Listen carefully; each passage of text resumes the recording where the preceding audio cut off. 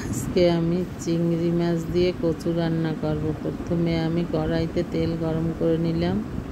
চিংড়ি মাছটা আগে থেকে লবণ, হলুদ আর আদা রসুন দিয়ে ম্যারিনেট করে রেখেছিলাম। এখন একটু ভেজে নেব। চিংড়ি মাছটার সাইজ বড়, কিন্তু বোঝা যায় না, যেহেতু এতে কোনো খোসা মাথা কিছু নেই, শুধু ভিতরের মাংসটুকু। তারপরে আমি মাছটা উল্টিয়ে ভালো করে ভেজে নিলাম। এবারে আমি দিয়ে দেব পেঁয়াজ কুচি।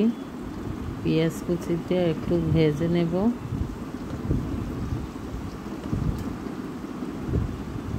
পেঁয়াজ কুচিটা একটু ভাজা হলে আমি দিয়ে দেব আদা রসুন বাটা। আমার যেহেতু অল্প পরিমাণে রান্না করি, রোজার দিনে বেশি খাওয়া হয় না, তাই অল্প অল্পই রান্না করি। এবার দিয়ে দিলাম একটু মরিচের গুঁড়া, একটু হলুদের গুঁড়া, এবারে দিয়ে দিলাম একটু জিরার গুঁড়া।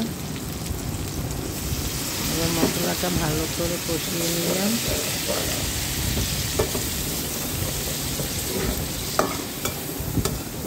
মশলাটা একটু ভালো করে কষিয়ে নিতে হবে।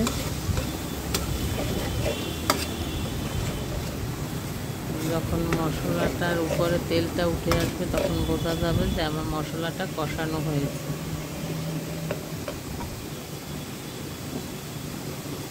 এখন আমি দিয়ে দিলাম পানি, পরিমাণ মতো পানি দিয়ে দিলাম।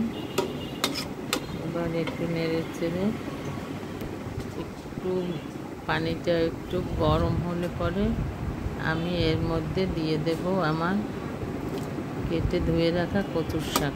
এটা আমার ছাদ বাগানের কচুর শাক। আমরা এটাকে দুধমান কচু বলি, আপনারা কে কী নামে বলেন আমি জানি না। এবার আমি খুব অল্প করে কচু দিয়ে দেব। দিয়ে দিলাম একটু লবণ, স্বাদ মতো লবণ, যার যেটুকু প্রয়োজন সেটুকু দিয়ে নেবেন। এরপরে আমি এটাকে ঢাকনা দিয়ে ঢেকে 3-4 মিনিট পর রেখে ঢাকনাটা উঠিয়ে আমি দেখলাম যে কচুগুলো সেদ্ধ হয়েছে। এবার আমি দিয়ে দিলাম একটু কাঁচা আম। আমি সবসময় কাঁচা আম ডিপ করে রাখি। কচু তরকারিতে আমার একটু টক দিলে খুব ভালো লাগে। আমি কচু তরকারিতে একটু টক পছন্দ করি, তাই এবার আবার একটু ঢেকে আমি 3-4 মিনিটের মতো চুলার আঁচে রেখে, বাস হয়ে গেল আমার চিংড়ি কচু রান্না। আর একটু শুকনো শুকনো করে আমি এবার এটা উঠিয়ে নেব। এভাবে কচু রান্না করে খেয়ে দেখেন, খেতে খুবই সুস্বাদু হয় এবং খুবই সুস্বাদু, না খেলে বোঝানো যাবে না। খুবই মজা, খুবই মজা।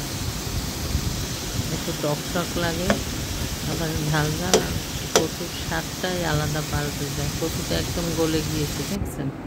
এই হয়ে গেল আমার চিংড়ি মাছ দিয়ে দুধমান কচু রান্না করা। সবাই ভালো থাকবেন।